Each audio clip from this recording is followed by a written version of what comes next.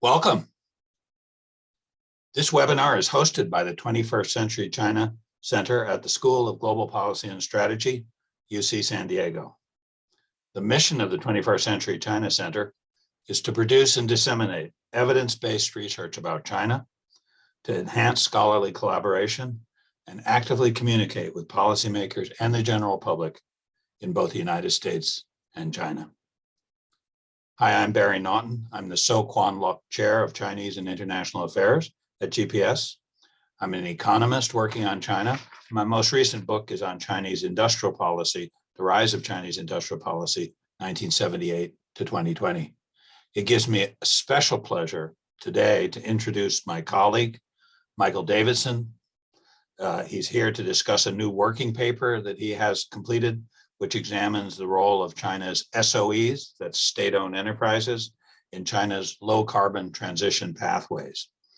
I'm especially delighted to introduce Professor Davidson because Professor Davidson is a colleague at GPS and also jointly a professor at the Jacobs School of Engineering here at UC San Diego. So his work really bridges the physical world of engineering and the institutional and policy world that is the focus of so much of what we do at GPS. We are so delighted to have him, and his teaching and research focus is on the engineering implications and the institutional conflicts that are inherent in deploying low carbon energy at scale to mitigate environmental harms. And in his work more generally, he investigates this in applications in China, but also in India and the United States as well. Prior to UCSD, Professor Davidson has a PhD from MIT, and he served as a postdoctoral research fellow at the Harvard Kennedy School's Belfer Center. It's a great pleasure to introduce Michael today. And Michael, without further ado, the floor is all yours. Thanks, Barry. It's a great pleasure to be here today to talk about this paper, and I'm looking forward to a lively discussion afterwards. So first of all, the report that I'll be talking about today as a working paper was just posted on our China Center SSRN page. So if you go search for that, Google that, you will find the full paper and you can read it at your leisure. So I'm going to go through some of the genesis, the motivation of this work and some of our key findings, and then talk about kind of where we see this work going forward. First off, I just want to acknowledge the expert research assistants that I had from GPS and UCSD students, Huizhong Tan, Sonia, Kujun Chen, and Zichen Li Justin have been amazing in producing and collecting these very diverse data sets to produce the findings that we have here for on the details of China's SOEs transitions. So I wanted to start with just putting some of these SOE questions into perspective.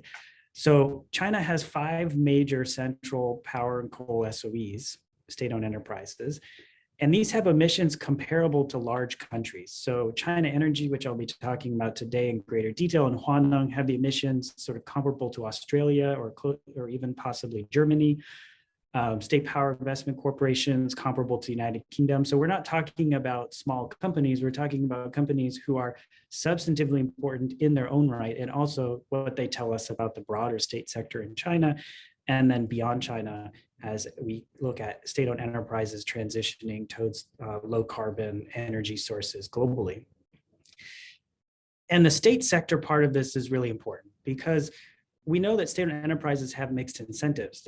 They are enterprises, they have firms, they do care about profits and growth, but they're also part of the state sector. They have public incentives, social welfare obligations, and that in the case of China, the heads of SOEs are directly appointed by the Chinese Communist Party, and they face other political obligations like maintaining stability, which affects their ability and willingness to, for example, shed employees as they transition to new industries.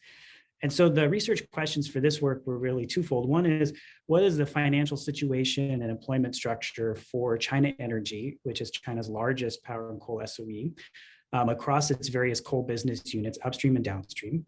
And then what would be the financial implications of a massive reduction in coal activities in China Energy as envisioned by China's a fairly aggressive long-term carbon strategy goal, which is to achieve carbon neutrality by 2060. And so I'll preview a little bit where I'm going to go with this, and then I'll get into some of the details. The preview is that one, upstream coal is very profitable for these large SOEs, and thus we estimate much harder to cut back because these are the major profit sources for these large groups. And it's also estimated around 30% direct employment. So the employment implications of cutting back on these are significant. Second, we have a lot more concentration in the upstream side than we do in the downstream. So coal mining facilities are much more concentrated into a handful of provinces compared to power generation, meaning the pain points are going to be felt more acutely as coal reduction scenarios are put in place. And power generation is more likely to become unprofitable more quickly as we move to coal reduction scenarios. So they're going to face some issues around stranded assets downstream. And I say another main finding that we have here is that other employment, which is not directly related to coal and power, which includes other industries like coal to chemicals, but also broadly administrative and other positions, is significant. And it's unclear what the impacts of a large coal reduction strategy are going to be on these other employment categories. So the data sources that we had for this work is looking at, from the ownership perspective, drawing on Global Energy Monitor's data sets on coal plants and coal mines, and then doing extensive manual checking on Chichacha to confirm the ownership changes, because some of these plants do change ownership, particularly over the last few years. Finances and employment data we got from a variety of sources, public sources. We have annual reports, including corporate social responsibility reports, CSR reports. We also have annual stock listing reports from the listed subsidiaries. And we also have another source of data, corporate bond disclosures, which gives us a lens into the broad group, not just the listed subsidiaries of the group. And so we're able to triangulate some data and some findings based on those. And then we're also going to exploit a very particular reorganization that took place in 2018, or really over 2018, 2019, which was the merger of Shenhua and Guodian, two of the largest energy SOEs in China, into China Energy. And in the process, they reassigned some of their assets to the other listed subsidiaries. And that transfer of assets gives us a lens to sort of experiment into trying to estimate the employment and other implications, other intensities of the individual business sector units. So just starting with some historical background here, China's coal use and employment has really gone through two distinct waves. We saw in the 1990s, or the late 1980s and 1990s, as China was facing power shortages and energy shortages, they opened up the previously more centrally controlled and consolidated energy infrastructure investment activities to allow local, private, and provincial government involvement in the space. So that led to a proliferation of a large number of small mines and power plants. And employment grew substantially because of the very high labor intensity of these relatively smaller and less mechanized mines. Then we had the SOE reforms in the late 1990s led to a severe contraction. Just in the coal mining sector alone, we saw over the span of a few years, over 2.5 million people being shed, jobs lost in that sector. Then in the mid-2000s, after China's WTO accession and large growth in export-oriented industries and energy-intensive growth, we saw another big wave of employment and coal use, which peaked around 2013 in terms of employment and has since then also shed about 2 million jobs. And so one of the motivations of this work is really trying to understand what would be the implications if what was the potential strategies that have been used by China Energy and other SOEs to handle that 2 million coal mining employment drop? And then what would be the implications going forward as China envisions even more dramatic coal use reductions? Another key part of this story is Shenhua. So China Shenhua is a very unique state-owned enterprise because in the 1990s, there was a drive to vertically consolidate. And so Shenhua is in a very unique position that it owns its own set of railway lines, which makes its ability to transport and mine its own coal much more attractive compared to the other SOEs. That special status has been retained following the merger, and that gives China Energy somewhat of a special status in terms of the other SOEs. Another big implication of these two waves is that labor intensity in coal mining operation varies significantly geographically. So in Inner Mongolia, where China Energy has a lot of its operations, you're looking at around 200 person per million tons annual capacity, labor intensity. If you go to Henan, just a few provinces away, you're looking at 2,600 person per million tons, just based on aggregate statistics. So you have a huge geographic variation in the labor intensity of coal, which of course has implications for where these groups may prioritize shutting down mines and transferring these workers. So let's do a little overview of China Energy. As I said, it's the merger of Shenhua and Guodian. It's the largest Chinese SOE in power. It has about 130 gigawatts of coal capacity installed by equity share. And we calculate the equity share according to the ownership shares multiplied by capacity. So you can think of it as kind of a equity weighting. In terms of the raw numbers, in terms of all the capacity in which China Energy has any stake, it's closer to 210 gigawatts. So this is the largest of any Chinese SOE. It's actually the largest of any group in the world.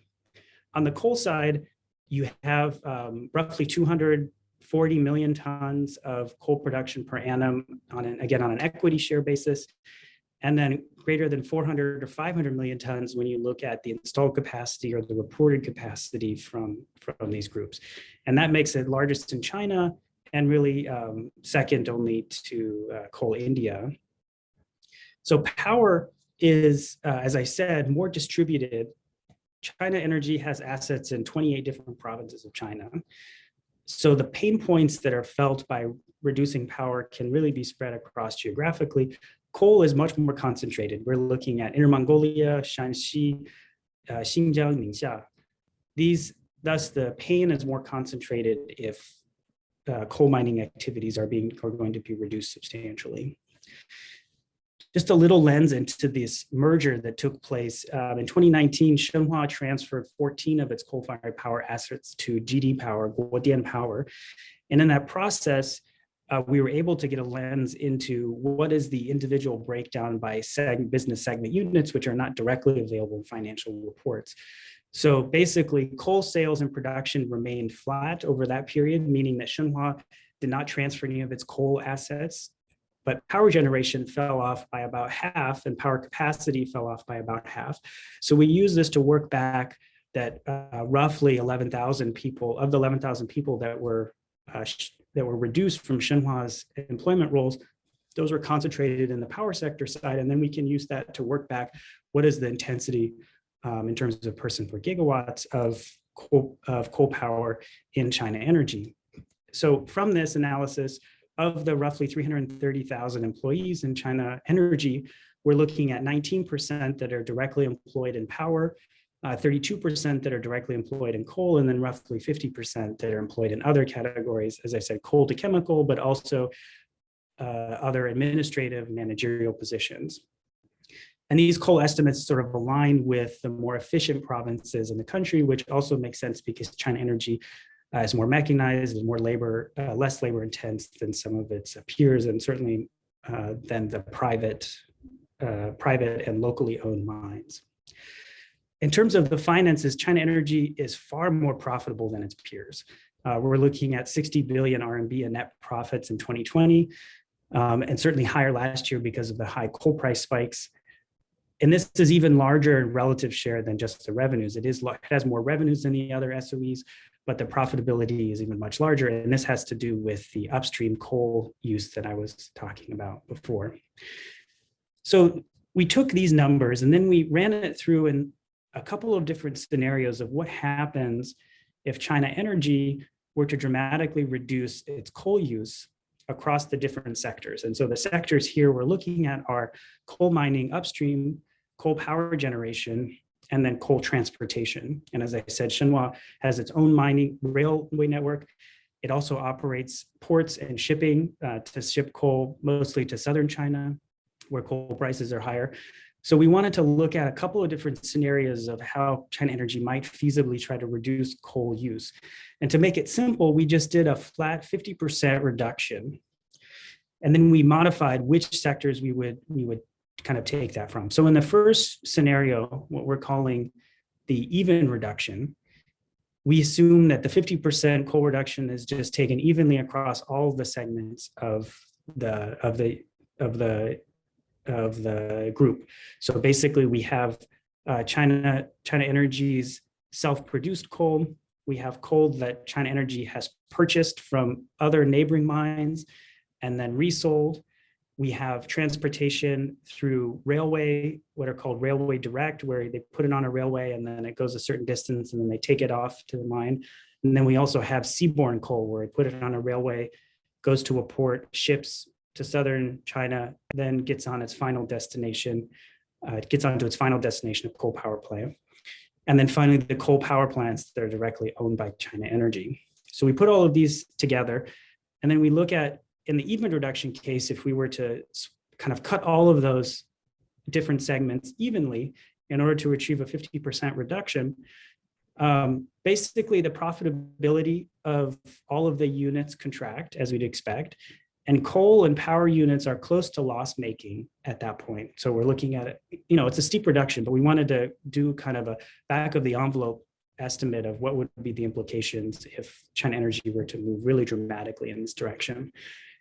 That's using 2020 coal prices. Now, 2021 was a bit of an odd year for coal prices because, as folks I'm sure are aware, China had these very severe power outages, which were driven in part by the increasing coal prices. So a combination of contraction of coal supply, resurging demand following the COVID, and then also imperfect market mechanisms to transfer those coal prices, to pass through those coal prices to electricity power prices, left a lot of provinces in the dark. So 2021 had a much higher coal price. So if we use 2021 coal prices instead of 2020, then we can still see some profitability in these units, and that helps to mitigate some of the upstream impacts of dramatic coal reduction.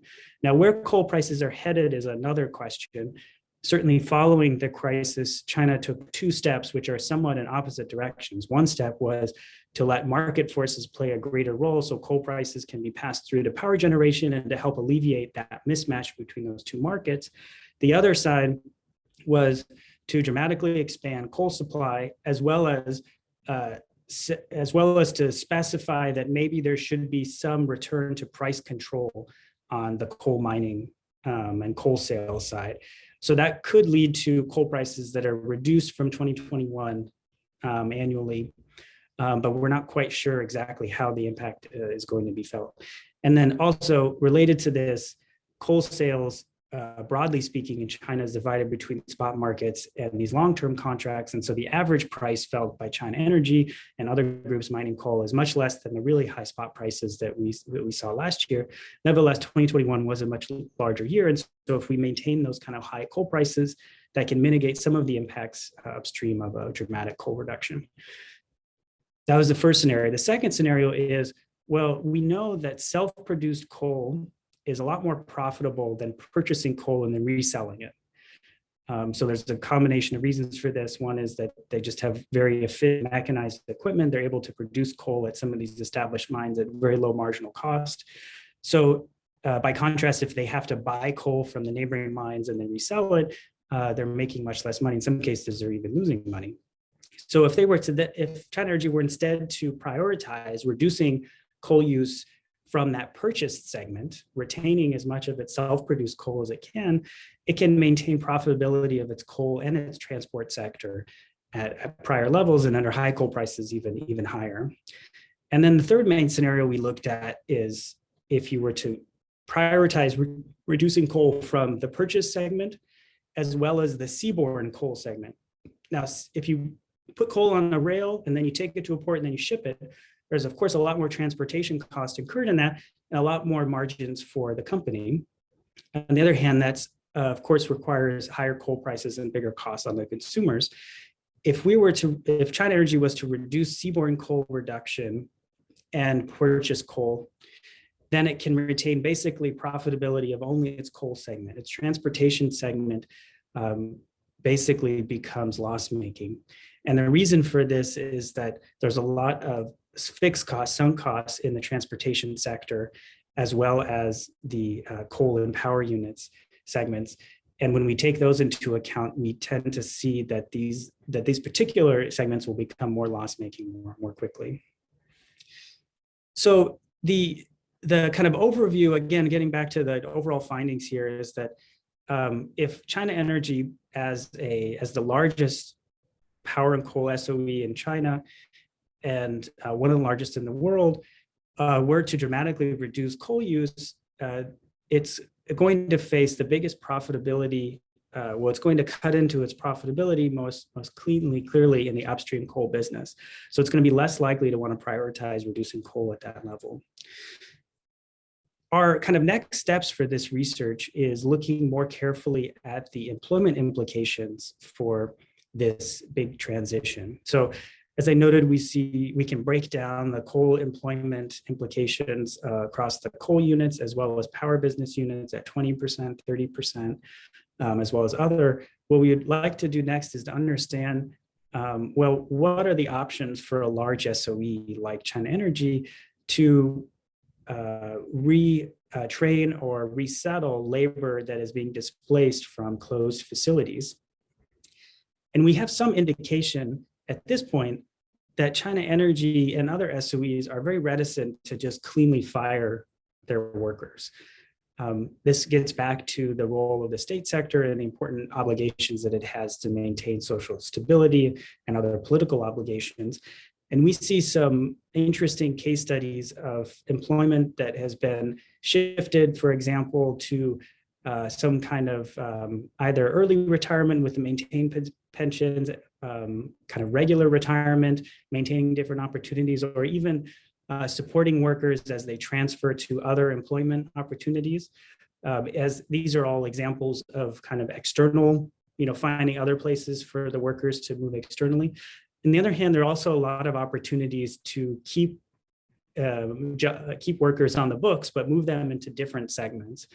And so I've had a conversation with an SOE manager at a major coal business, and they said, they don't want to fire a single worker. If they have to close the coal mine, they just make the coal mines gardeners. And so there are examples where there's some internal settlement for these for large SOEs like China Energy that could lead to other opportunities to lessen the social implications of a really dramatic reduction in coal use, to the extent that we don't quite see as much in a country like the US. And so some of the work going forward that we're going to be exploring is going to be trying to get a little bit more sense of those case studies of resettlement and the different options that are faced by these energy SOEs. And then to try to quantify, to the extent that we can, what would be the employment implications for different scenarios of coal reduction, and what would be the financial requirements of handling this employment transition, either in terms of increased pensions, job retraining, and the like. So I think I will close there, and I really look forward to discussions, and I can elaborate on any of these points in the Q&A.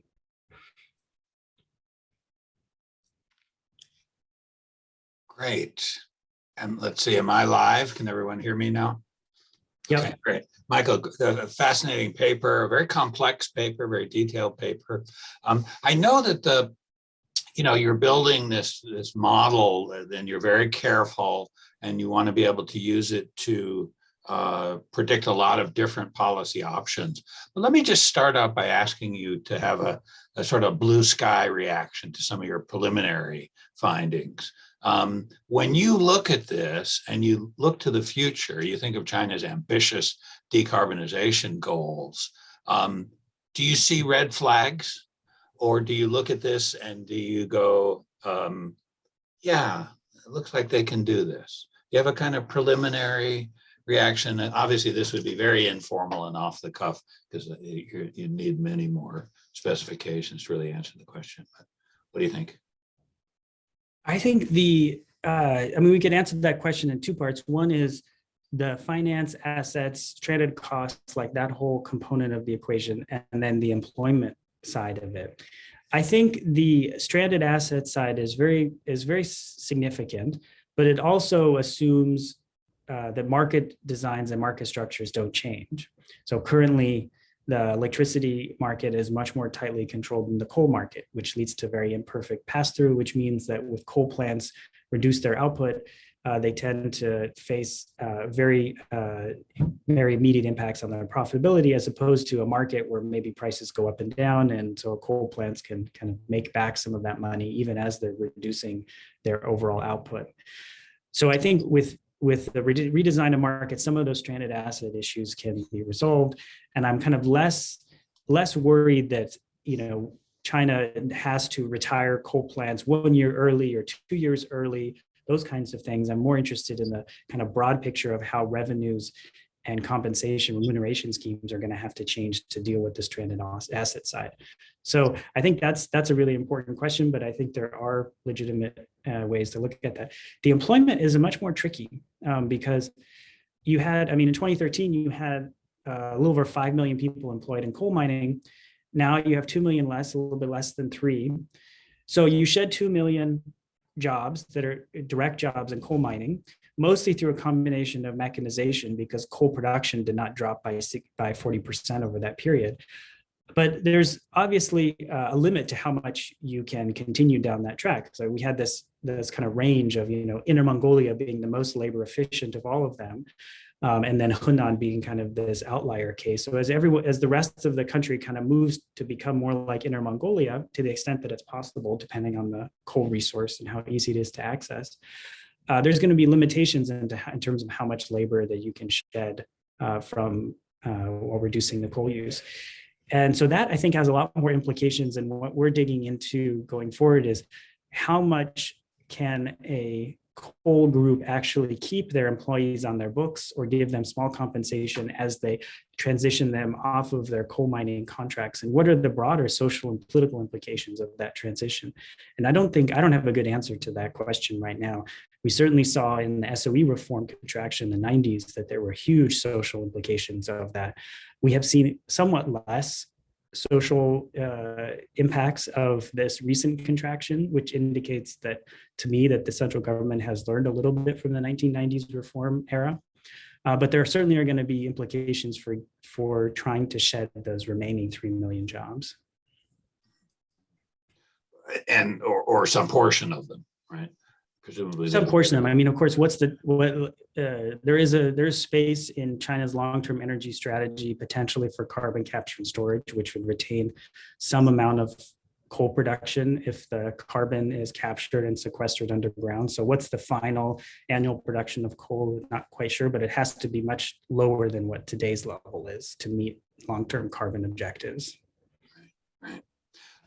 So let's go to the sort of broader kind of corporate / policy strategy. This giant SOE that you have studied in detail in this paper, China Energy, I guess, right, is the result of this consolidation of state-owned assets. It used to be a bunch of firms, and then there were 2 big ones, and then the 2 big ones were merged into China Energy, right? Am I right about that?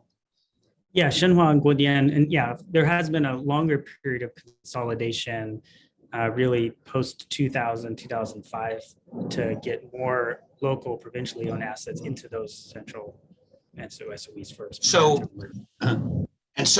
this is obviously, on the one hand, this is kind of part of how Xi Jinping's people treat state enterprises in general. They like them to be big and powerful. But it's also part of a strategy in the energy sector to internalize the process of reducing carbon. Is that a fair way to look at it? That the responsibility for managing stranded assets and reducing workers is, to a certain extent, going to be internalized by this giant state-owned corporation? Is that the right way to think about it? I think that's one motivation. I think there are a lot of motivations for the state sector consolidation that we see in the power and energy industries and in other industries. I think there is, of course, a a broad sense to create very competitive state champions in some of these key sectors. Power and energy, of course, is very critical to the operating economy, and China's never really had a large appetite for dramatic privatization in the area. Some local governments and some joint ventures for sure. So there's been a broad trend to re-centralize. I think another part of the consolidation efforts has been to address a different regulatory issue, which is safety. A lot of coal production in China has been cut from small mines, which in some cases were illegally permitted, operating very unsafely. And the vast majority of coal mine accidents and worker deaths, which were very high in the 2000s, have been attributed to those areas. And so consolidating those, shutting down those small coal mines, and to the extent kind of absorbing those assets and then building up newer, more mechanized mines in the SOEs has been one strategy to help address that, that safety issue.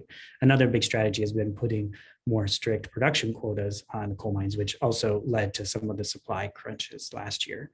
So I think there are a couple of different goals there, but now with a carbon goal, which is very recent, right? I mean, of course, China had carbon goals prior to 2020, but the carbon neutrality target really represented a step change. And basically immediately following that announcement, which caught most of China off guard, you saw China SOE scrambling to make more aggressive targets, both near-term deployment targets, and then also to make sure that their peaking and carbon neutrality targets were also roughly in line with the long-term goals. Though not all SOEs have long-term plans yet, they're still in the process of creating those. I think there was a bit of a fire under them following the 2020 announcement. And I think there's kind of a multiple motivations now why this increasing consolidation in the state sector is desirable from Beijing's perspective. Mm-hmm. But I mean, thank you. That was fascinating.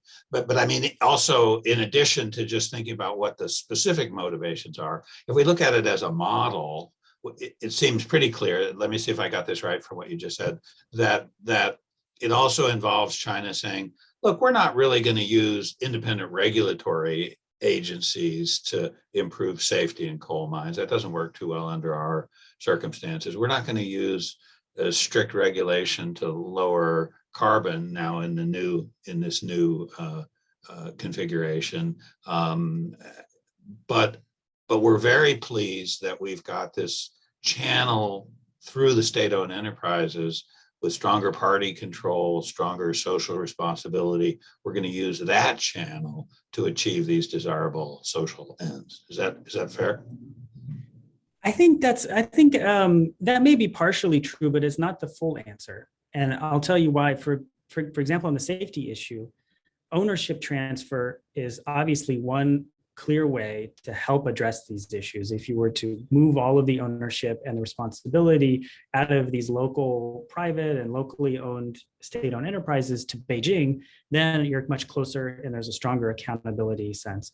On the other hand, China also did revise a variety of laws and regulations around coal mining safety, in particular, making it a criminal offense to produce more than your allocated quota. In most cases, exceeding your government allocated quota doesn't land you in jail, but in the case of coal mines, it does. And there are examples of hundreds, if not thousands, of various officials being pulled in for questioning because of illegally permitted mines. So I think it is a combination, and it's going to be a combination of some of these regulatory incentives and disincentives, as well as consolidation of the state sector. But I think it's fair to say that China's long-term carbon transition strategy is going to rest. It's going to be made or broken based on what happens in the state sector. It's not going to be a large renaissance of private sector activity that's going to lead to these solutions and kind of eclipse the old state-owned incumbents that are gradually going to exit the market. I don't think that is a realistic or likely strategy. I think what's much more likely is that the state sector is going to be pushed to become more efficient through a variety of mechanisms. They're going to be saddled with even more complicated sets of incentives, managerial incentives and otherwise, to try to achieve these low carbon targets. And then there'll be, of course, a variety of overlapping markets where private sector actors could play a role and where you might see some differentiation among the two types because of the different ownership structures. Now, will the state-owned enterprises also be driving the adoption of clean energy sources?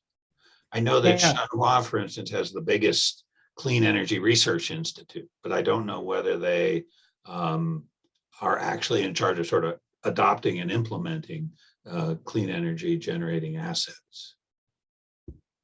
Yes, so the state-owned enterprises are kind of at the forefront of installing clean energy as well. And that's also a key distinction between China's state sector and power and other fossil incumbents elsewhere, and that these SOEs are heavily diversified. We didn't look at that. This report, we were just looking at the coal business units of China Energy. But in terms of renewables, they all are major deployers of wind and increasingly solar, and they have very dramatic targets to enhance the deployment of wind and solar. And I think the share of them in clean energy is only going to grow going forward, in part because the markets around renewables and the changing incentive structures with the phase out of the feed-in tariff make it much more complicated for private actors to get into this space. And so state actors can take on that level of risk.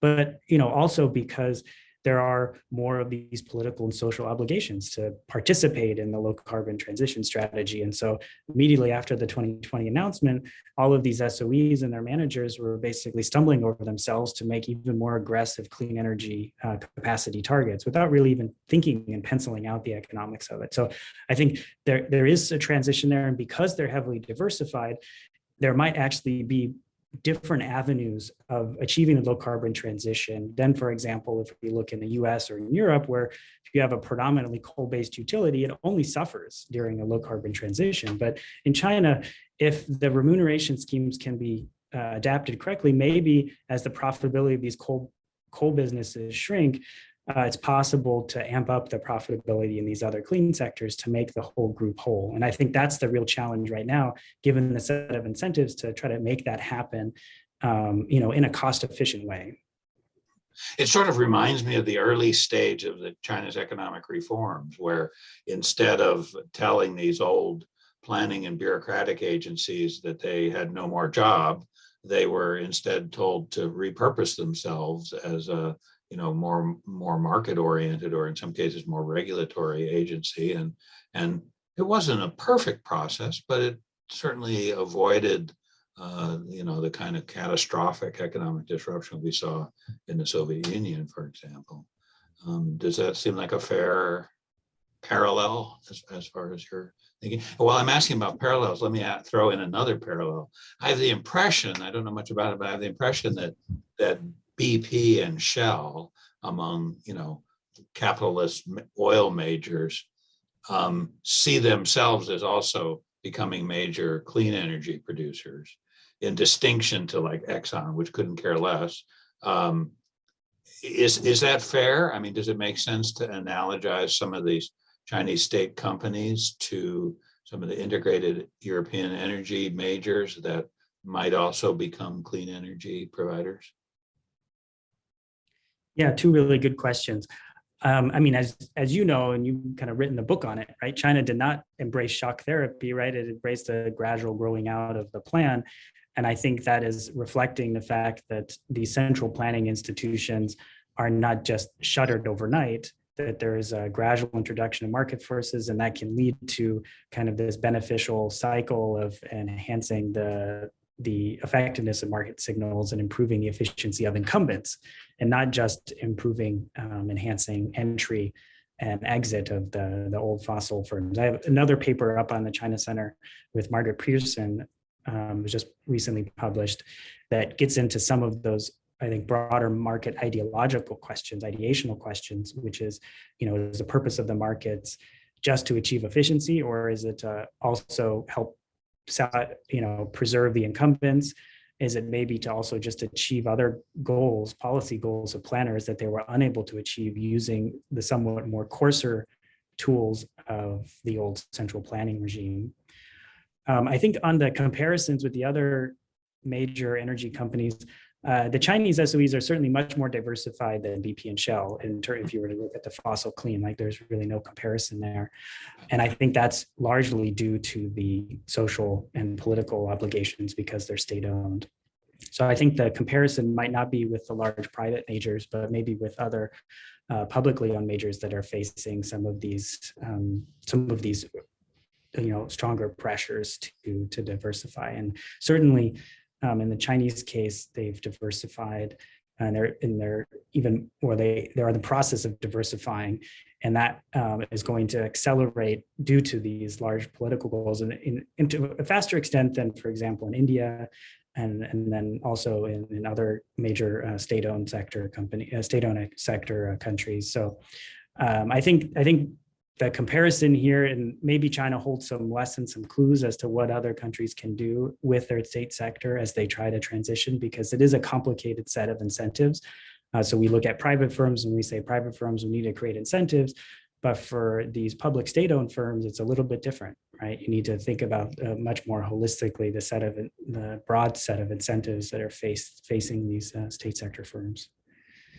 And when you say broad incentives, you also, I think, mean very specific broad incentives, right? Where the CEOs of these big state firms have a reward function, and it includes profit, but it also includes a set of specified targets, which I assume, I know we don't see these targets very often, but I assume today these big energy companies have targets for,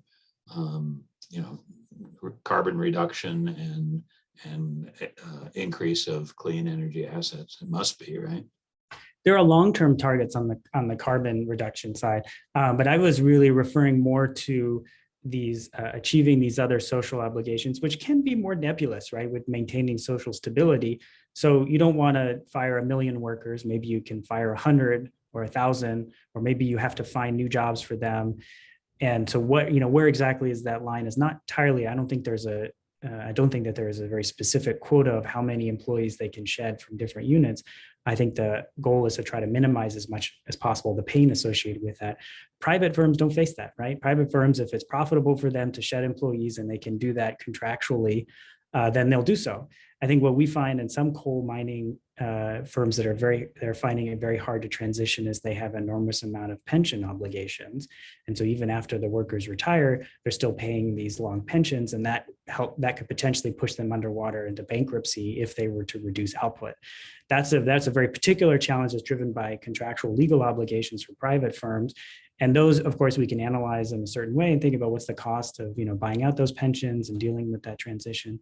In the case of state-owned enterprises, it's of course much more nebulous. There are explicit contracts for these workers, but what is allowed in terms of early retirement, late retirement, how much support do you need to give them after they're retired? Those things are all potentially negotiable. And so I think that's really a trickier and more difficult thing to study. Fascinating. So many aspects of this. Let me ask one last question. And then I'll go to the Q&A where there's some questions piling up. If I were the top planner, one way I might think of it would be that there's still a lot of relatively inefficient private coal mines and things like that around. And part of me might be tempted to say, let's just squeeze out these smaller and less efficient ones, and then our larger and more efficient state firms, well, they can kind of take care of it themselves through these internalization. Do you see any tendencies in that direction? Do you think that's likely to happen? Or do you think that the pressure is going to be on the state-owned firms as well? I mean, there's a kind of a balancing act. I think the key word here is consolidation. So the private firms, to the extent possible, you want particularly the inefficient ones, you might have the SOEs consolidate them and then shut them down and transfer the workers, right? That could be a strategy for a central planner that they have been adopting, right? The consolidation, there have been broad plans to create just a small handful of really large coal mining groups, like greater than 100 million tons per annum coal mining groups, and try to shut out all of the smaller ones, which can be private or locally state-owned. So I think that's a sort of a broad strategy to help deal with that. What my guess is, and I have not seen a lot of good research on this, is the 2 million jobs that we saw that shrank, according to national statistics, since 2013, they've been coming mostly from these smaller private mines, which were historically much more labor intensive. And some of those workers have been transitioned to these more efficient mines, and then other workers have been resettled into different sectors. That process, I think, takes place amidst a number of different incentives. One is that the state sector has to take on that obligation of finding homes for those workers. But you also have local governments that are getting support from a specific central government fund, which gives an enormous amount of money. Enormous in absolute terms, but really not that enormous compared to the scale of the challenge. Money to local governments to help resettle these workers. So I think there are ways that they have been used to lessen the blow on the finances of the private firms and to help shift some of that burden over to the public sector, both government and state-owned enterprises. Very interesting. There are a bunch of questions in Q&A, so let me bundle two. One is from Anonymous and the other is from Mike Liverite, but they're sort of related questions. And that is, as this transition takes place, how much carbon, coal, oil, and gas needs to be kept in production in order to make plastics and drugs, things like that, not directly burned for energy. And the other question is, how much of the employment, so these are both two difficult technical questions, but you're the only person in the room who has any chance of shedding light on them. So the other is, what proportion of the people made redundant in the traditional mining are likely to be able to be retrained and moved into either manufacturing or clean energy? Those are really tough questions, I know, but does your model shed any light on this? Not this model, other models do. We do have a book out with some colleagues from my time at Harvard earlier this year, where we talked about broadly what does the low carbon transition look like in China, and then drill down into a handful of different sectors, including coal and renewables and nuclear and others. And we get into some of those details as to what would be kind of the residual amount of different energies that we might need to see. I think, as I mentioned before, how much coal China is going to be producing in mid-century or 2060 when it's reaching carbon neutrality is a big uncertainty. Most models include some kind of carbon capture, meaning there's some additional coal being produced as well as biomass being fired, so you can get some negative emissions out of it. But the exact quantity, I'm not, no one knows, right? It's very uncertain because we don't know what the other substitutes are going to look like. In terms of this paper, we were just looking at power and energy, we did not look at oil and gas. So there is a good report on oil and gas majors, SOEs in China, out of Columbia University's, their Center for Global Energy Policy came out last year. You can go check that out. Actually, a pair of reports looking at oil and gas and then coal and power. So I suggest folks check that out if they want to get a little bit better lens into oil and gas. And here's a question from Melissa Brown. It's quite complex, so I'm just going to read it so that I make sure I translate it to you directly. She asks, in China and India, you can observe that coal jobs are privileged above the jobs of other workers. This reflects complicated historic factors, some of which may be in flux. Have you looked at issues of SOE rivalry that may affect the political credibility of the coal power SOEs? For example, China Three Gorges has a completely different opportunity set and doesn't take units offline in the middle of summer, just to make a point. That is a good question. It is complicated. I don't have any information to indicate that coal jobs in the state sector are more privileged than other jobs in the state sector. I'm not saying that doesn't exist. I think at the local level, you have to look at incumbency. You have some local communities which are heavily dependent on production, and then also some provinces like Shanxi, which are heavily dependent on coal mining, and thus they're going to care a lot about the course of that sector, but in the same way that other provinces are going to care about the source, the direction of their major economic sectors. I think, so I don't have any specific information to answer Melissa's question on whether or not coal jobs versus power jobs versus other jobs are going to have sort of differential statuses as SOEs look at their bottom line in the low carbon transition. In terms of rivalry, I certainly agree that there are some rivalries going on.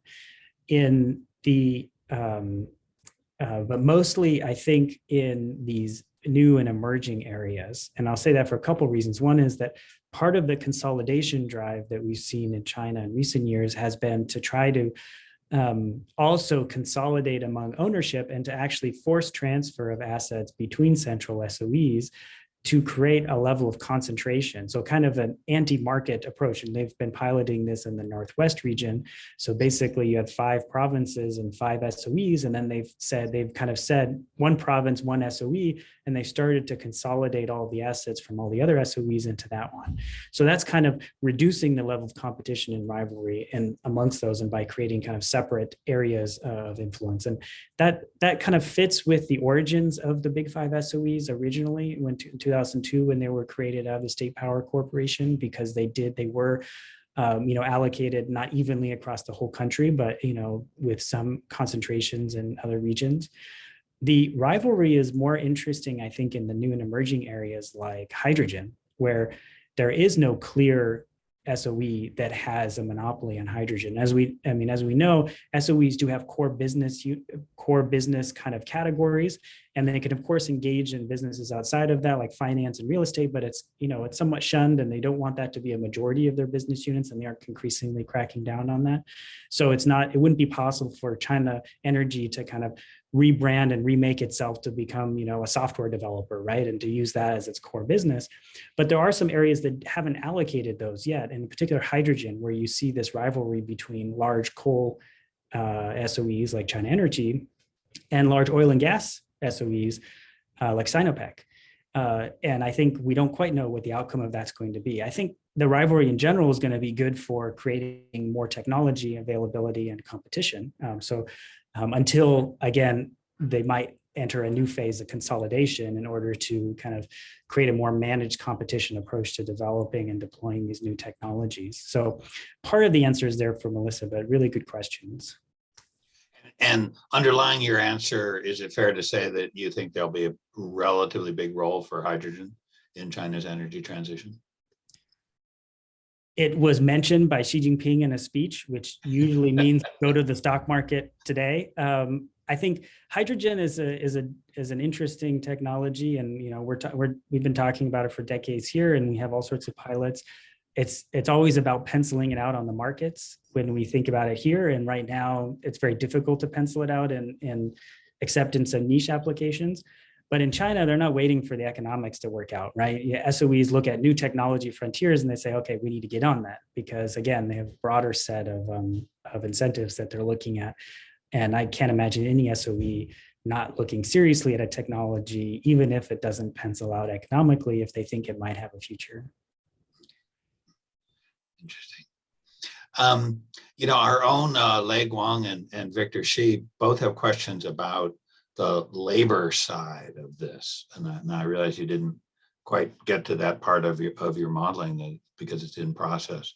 But Victor's asking about the long run declining pool of workers, and especially younger workers, whether that's going to have an impact on the way you model it and the way you think of it. And Lei was asking about the short run, where the COVID disruptions have created lots of short-term unemployment. So how do you try to incorporate these dramatically changing labor conditions in your thinking about decarbonization?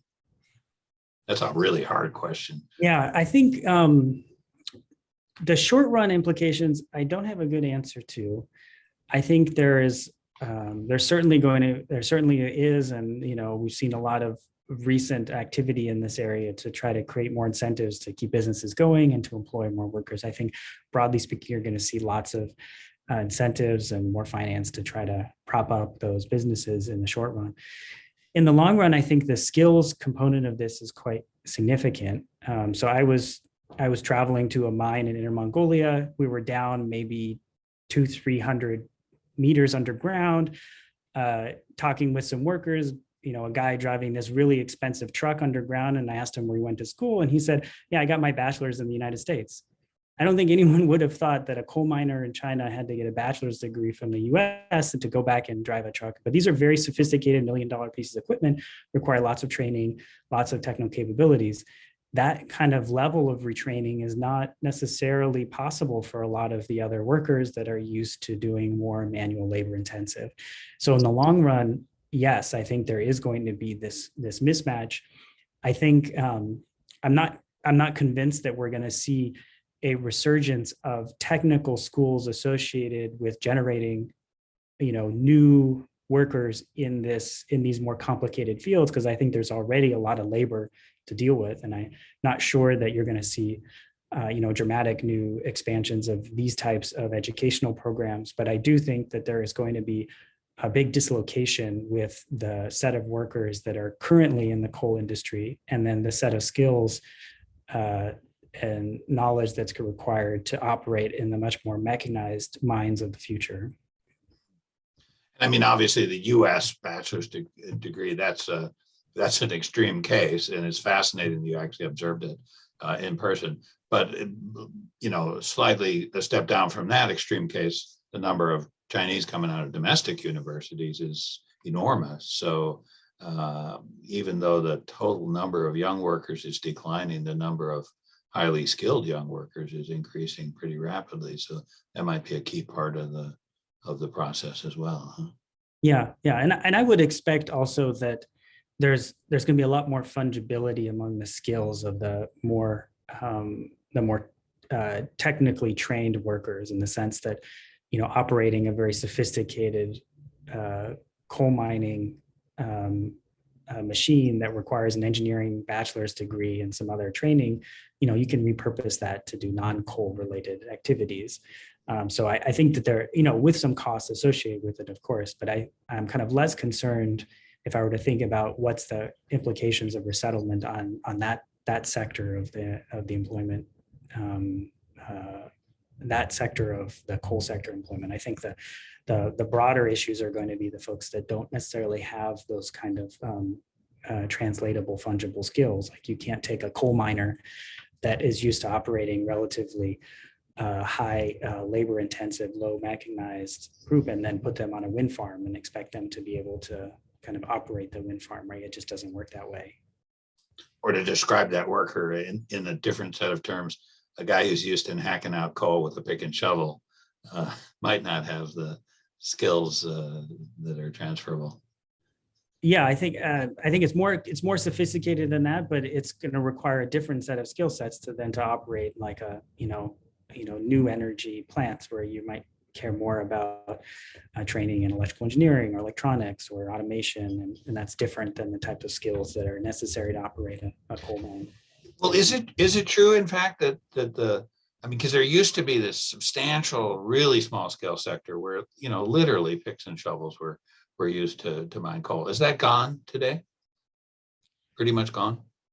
They've been dramatically cutting back on the small mines, and I'm sure that they still exist. I don't think we have good statistics on how much of those really small mines still are there, but there's been, over the last 2 to 3 years, there's been really large crackdowns on these small mines. Again, as I said, interrogating people, throwing people in jail for permitting some of these really small mines under the books. And I think, so that's going to be, I think, a declining portion of the problem. Separately from that, we do know that some of the coal that were produced by these really small private mines were going kind of off the books in a gray market scenario to residential uses, for example, for household heating coal, as opposed to going to big coal mines, right? Because you need the scale, you need also the quality, you need to have a certain level of quality assurance, et cetera. So these kind of small scale gray market, black market mines are going towards diverted to these other uses, and household coal use is also declining, because that's part of a broad air pollution strategy in China to help address the really high air pollution issues in winter in northern China, replacing those in some cases with more efficient coal boilers, so not completely removing coal from the mix, but also replacing it with gas and heat pumps and others. And so I think as part of the air pollution and broad environmental agenda, we'd also see a declining demand for that kind of gray market coal. And of course, that's associated with this drop of 2 million workers that you spoke about earlier. Yeah, I mean, those are national statistics that are recorded. So, I mean, I'm not.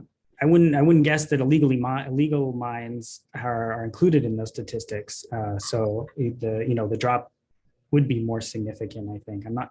I mean, historically, I don't think that that has been a large fraction of overall coal use in China. I mean, it's nothing to ignore, because the scale of China's coal sector is so large. If there's any fraction of that that's coming from these off-book sources, it does have implications for CO2, but the kind of broad majority of the coal is not coming from that. And in terms of the aggregate statistics, I think it's more along the lines of these really small mines, most likely permitted, but small and labor inefficient mines that were consolidated and by these larger groups into more mechanized mines. It's so complex and so important and so fascinating, and I regret we're already 2 minutes over. We try and commit to ending right on time. Michael, thank you so much for being with us. We could go on talking for another hour, I'm sure. This webinar will be available on our website in the next couple of days. And this, I should say, is the last public lecture this spring on the 21st Century China series. So enjoy your summer. We'll be back in the fall. People who are preparing for exams and completing final papers, good luck with that. And we'll see everybody, as I said, in the fall. Thanks for attending. Michael, thank you very much for that fascinating presentation. Thanks, Barry. Thanks, everyone.